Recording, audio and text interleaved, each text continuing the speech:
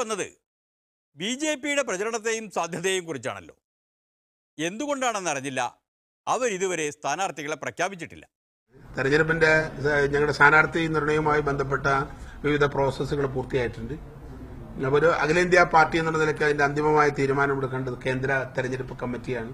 അതിന്റെ ചെയർമാൻ പാർട്ടിയുടെ അഖിലേന്ത്യാ അധ്യക്ഷൻ അമിത്ഷായാണ്. അദ്ദേഹത്തിന്റെ നേതൃത്വത്തിലുള്ള ടീം അന്തിമമായ തീരുമാനത്തിലേക്ക് എത്തും. ഉചിതമായ സമയത്ത് അതിന്റെ തീരുമാനം ഉണ്ടാകും.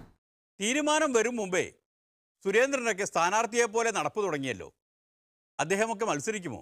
കെ സുരേന്ദ്രൻ ഞങ്ങളുടെ സമ്മന്നതനായ നേതാവാണ്. BJPയുടെ ഏറ്റവും ചെറുപ്പക്കാരിൽ ജനസമ്മതിയുള്ള നേതാവാണ്. അദ്ദേഹം മത്സരിക്കുവാനെന്താ? അല്ല, പത്തനംതിട്ടയിലൊക്കെ വിജയസാധ്യതയുണ്ട് എന്ന് തന്നെയാണോ നിങ്ങൾ കരുതുന്നത്? അല്ല, എല്ലാം വിജയസാധ്യത. കേരളം മാറിയില്ലേ സാർ? കേരളത്തിൽ 20 പാർലമെന്റ് മണ്ഡലവും ഞങ്ങൾക്ക് അനുകൂലമായ സാഹചര്യമാണുള്ളത്. അങ്ങനെയാവുമ്പോൾ ഇക്കുറി കണക്കൊപ്പിക്കാൻ ബുദ്ധിമുട്ടും.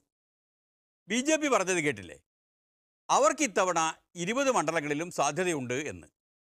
വേറൊരു പാർട്ടി 20 മണ്ഡലങ്ങൾ ആദ്യമേ ഉറപ്പിച്ചു കഴിഞ്ഞു. ഇതാ കോൺഗ്രസ് തിരിച്ചു വന്നിരിക്കുന്നു. വരാൻ പോകുന്ന ലോക്സഭാ തെരഞ്ഞെടുപ്പിൽ അതിന്റെ ഫലപ്രഖ്യാപനം വന്നാൽ കേരളത്തിലെ കോൺഗ്രസ് എവിടെ നിൽക്കുന്നത് കാണാൻ സാധിക്കും. എന്താണ് പറഞ്ഞ പോലെ 2020 അതാണ് ഞങ്ങളുടെ ലക്ഷ്യം. തീർന്നില്ല, 20 സീറ്റിന്റെ അവകാശികൾ ഇനിയുമുണ്ട്. 2004 ഒരു തെരഞ്ഞെടുപ്പ് പശ്ചാത്തലത്തിൽ മടങ്ങണമെന്നാണ് ഞങ്ങളുടെ ആഗ്രഹം. അന്ന് ഇവിടെ 18 സീറ്റ് കിട്ടി. ഇത്തവണ ഞങ്ങൾ 2020 20-ൽ 20 കിട്ടണം. അതിനെന്ത് നമ്മൾ ചെയ്യണം എന്നുള്ള ആവശ്യത്തെക്കുറിച്ചാണ് കൂടുതൽ സംസാരം. INL നേതാക്കളാണ്. LDFന് വേണ്ടി 20-ൽ 20 നേടാനുള്ള തന്ത്രങ്ങൾ അവർ ആവിഷ്കരിച്ചു കഴിഞ്ഞു. അപ്പോൾ ആകെ 60 മതിയാവില്ല. പരക്കെ മത്സരിക്കുന്നവർ വേറെയുമുണ്ട്.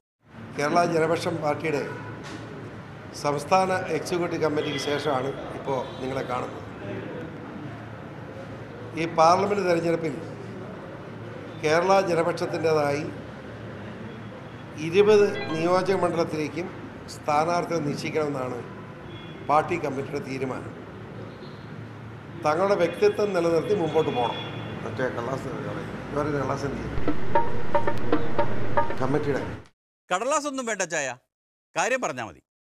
20 സീറ്റിൽ മത്സരിച്ചിട്ട് അതിൽ കോട്ടയം പാർലമെൻറ്റ് നിയോജകത്തിൽ മാത്രം ശ്രീ PJ ജോസഫ് നിൽക്കുന്നെങ്കിൽ ജോസഫിന് പിന്തുണ കൊടുക്കും. ബാക്കി 19 നിയോജക മണ്ഡലത്തിലും ഔദ്യോഗികമായിട്ട് ജനപക്ഷത്തിൻ്റെ ഔദ്യോഗിക സ്ഥാനാർത്ഥികൾ ഉണ്ടാകുന്നതിൽ ഒരു സംശയമില്ല. അല്ല, ഈ 20-ലും മത്സരിക്കാൻ വേണ്ടി മത്സരിക്കുകയാണോ, അതോ ജയിക്കാൻ വേണ്ടി എവിടെയെങ്കിലും മത്സരിക്കുന്നുണ്ടോ? വളരെ നിർബന്ധമായും ജയിക്കണമെന്ന ആഗ്രഹത്തോടു തന്നെയാണ് പത്തനംതിട്ട, അതുപോലെ തന്നെ പത്തനംതിട്ടയും ചാലക്കുടിയും തിരുവനന്തപുരവും ഞങ്ങൾ സ്ഥാനാർത്ഥിയെ നിശ്ചയിക്കുന്നത് ജയിക്കണം എന്ന ആഗ്രഹത്തോട് തന്നെയാണ്. പത്തനംതിട്ടയിൽ ജയിക്കണമെങ്കിൽ PC തന്നെ മത്സരിക്കേണ്ടി വരുമല്ലോ. ഞാൻ തന്നെ മത്സരിക്കണമെന്നാണ് ഇപ്പോൾ എടുത്തിരിക്കുന്ന തീരുമാനം. അത് ഔദ്യോഗികമായിട്ട് കമ്മിറ്റി പൂർത്തിയാക്കി ഞാൻ തന്നെ മത്സരിക്കുക എന്നുള്ളതാണ് തീരുമാനം. അതെന്തേ MLA തന്നെ മത്സരിക്കുന്നത്? മകൻ ഷോൺ ജോർജിനും മത്സരിക്കാൻ താല്പര്യമുണ്ടല്ലോ. ഷോൺ ജോർജ് മത്സരിക്കാൻ താല്പര്യം പറഞ്ഞില്ല. പാർട്ടി കമ്മിറ്റി ഷോണിൻ്റെ പേരും ഉയർന്നു വന്നിട്ടുണ്ട്. ആട്ടെ, ഈ PJ ജോസഫ് കോട്ടയത്തല്ലാതെ വേറെ എവിടെയും മത്സരിച്ചാൽ പിന്തുണക്കില്ലേ? കോട്ടയത്തിലെ മാണിക്ക് ഒരു സീറ്റിനല്ലേ യോഗ്യതയുള്ളൂ. അപ്പോൾ മാണിക്ക് കോട്ടയമാണ് കൊടുക്കുന്നത്. ആ ഒരു സീറ്റിൽ ജോസഫ് വരികയാണെങ്കിൽ ജോസഫിന് സപ്പോർട്ട് ചെയ്യാം. ജോസഫ് ഇടുക്കിയിലാണെങ്കിലോ?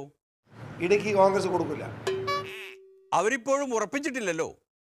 ഉഭയകക്ഷി ചർച്ച തുടരുമെന്നല്ലേ? അത് കൊടുക്കാനില്ല. പിന്നെ ഇല്ലാത്ത കാര്യം ചർച്ചയെ ചെയ്യണ്ട. അതല്ല, ഇപ്പോഴിങ്ങനെ പത്തനംതിട്ട വെച്ചൊരു വട്ടം പിടുത്തത്തിന് സത്യത്തിൽ എന്താണ് ഉണ്ടായത്? അതായത് നമ്മൾ കോൺഗ്രസുമായി സഹകരിച്ചു പോകാൻ തയ്യാറാണെന്ന് കോൺഗ്രസ് പാർട്ടിക്ക് ഔദ്യോഗികമായി കത്ത് കൊടുത്തെങ്കിലും നാളിതുവരെയായും ഒരു മറുപടി പറയാൻ ഉള്ള മര്യാദ പോലും കോൺഗ്രസ് കാണിച്ചില്ല. അത് ശരിയാ. അങ്ങനെ ഒരു കത്ത് കിട്ടിയ കാര്യം കോൺഗ്രസ്സുകാർ പറഞ്ഞിരുന്നു. PC ജോർജിൻ്റെ കത്ത് കോൺഗ്രസുമായി സഹകരിക്കാൻ താല്പര്യമുണ്ട്, അത് ചർച്ച ചെയ്യണം, സമയം നൽകണം എന്നുള്ളതാണ്. അത് UDFൽ ചർച്ച ചെയ്യേണ്ട ആവശ്യമില്ല. കാരണം കോൺഗ്രസുമായിട്ട് സഹകരിക്കാനാണെങ്കിൽ അത് KPCCയുമായിട്ട് ചർച്ച ചെയ്യേണ്ട കാര്യമാണ്. അതുകൊണ്ട് ഈ കാര്യം ഇവിടെ ചർച്ചയ്ക്ക് വന്നില്ല. കത്ത് അതായിരുന്നത് കൊണ്ട് ഇവിടെ ചർച്ച ചെയ്യേണ്ട കാര്യമില്ല. മുന്നണിയിൽ ചർച്ച ചെയ്തില്ല എന്നല്ലേ അവർ പറഞ്ഞുള്ളൂ. ചിലപ്പോൾ പാർട്ടിയിൽ ചർച്ച ചെയ്യാൻ വെച്ചതാണെങ്കിലോ? ഒരു വാക്കെങ്കിലും വിളിച്ച്, ഫോണിലെങ്കിലും വിളിച്ച് നിങ്ങളുടെ കത്തിന് നന്ദി, സഹകരിച്ചു പോകാനുള്ള ആഗ്രഹത്തിന് നന്ദി നിങ്ങളുടെ വാക്കെങ്കിലും പറയണ്ടേ, അത് പറയുന്നില്ല. എന്താണാവോ കത്തിലുള്ളത് അതൊന്നറിയണമല്ലോ. അല്ല, അദ്ദേഹത്തിന്റെ കത്ത് കോൺഗ്രസുമായി ബന്ധപ്പെട്ട് പോകണമെന്നാണ്, സഹകരിച്ചു പോകണമെന്നാണ്. ജനപക്ഷം UDF കൺവീനർക്ക് മാത്രമല്ല, കെ പി സി പ്രസിഡന്റ് എനിക്ക് മാത്രം വന്നിരുന്ന, പക്ഷെ പുള്ളി അദ്ദേഹം KPC പ്രസിഡന്റ് കൊടുത്തിട്ടുണ്ട്, UDF ചെയർമാൻ കൊടുത്തിട്ടുണ്ട്, എല്ലാവരും കൊടുത്തിട്ടുണ്ട്. കേരള ജനപക്ഷം അവസാനത്തെ വായിച്ചു. അതെ, അല്ല ആദ്യത്തെ ഇത് തന്നെയാണ്. ശ്രീ രാഹുൽ ഗാന്ധിയുടെ നേതൃത്വം ഉൾക്കൊണ്ടുകൊണ്ട് സംസ്ഥാന തലത്തിലും ദേശീയ തലത്തിലും കോൺഗ്രസുമായി യോജിച്ച് പ്രവർത്തിക്കുന്നത് സംബന്ധിച്ചെന്നുള്ളതാണ്. ഈ അവസരത്തിൽ കോൺഗ്രസുമായി ചേർന്ന് പ്രവർത്തിക്കാനുള്ള കേരള ജനപക്ഷത്തിൻ്റെ താല്പര്യം ചെയർമാൻ നില ഔദ്യോഗികമായി അങ്ങേ അറിയിക്കാൻ ഞാൻ താല്പര്യപ്പെടുന്നു എന്നതാണ്. അത് അതിനുള്ള സമയം ചെന്നിത്തലയും ബെന്നി ബെഹനാനും ആ കത്ത് എവിടെയെങ്കിലും ചർച്ചയ്ക്ക് വെക്കുമെന്ന് പൊളിറ്റിക്സിന് തോന്നുന്നില്ല.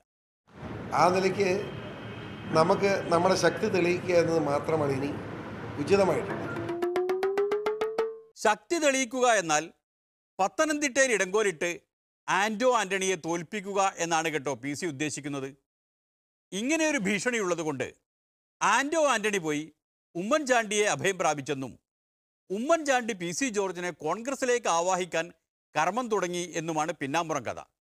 അങ്ങനെയാണ് കോൺഗ്രസുമായി സഹകരിക്കാമെന്ന് പറഞ്ഞ് PC ഒരു കത്ത് കൊടുക്കുന്നത്. അത് ചെന്നിത്തല വെട്ടി എന്നാണ് കഥയുടെ കാതൽ.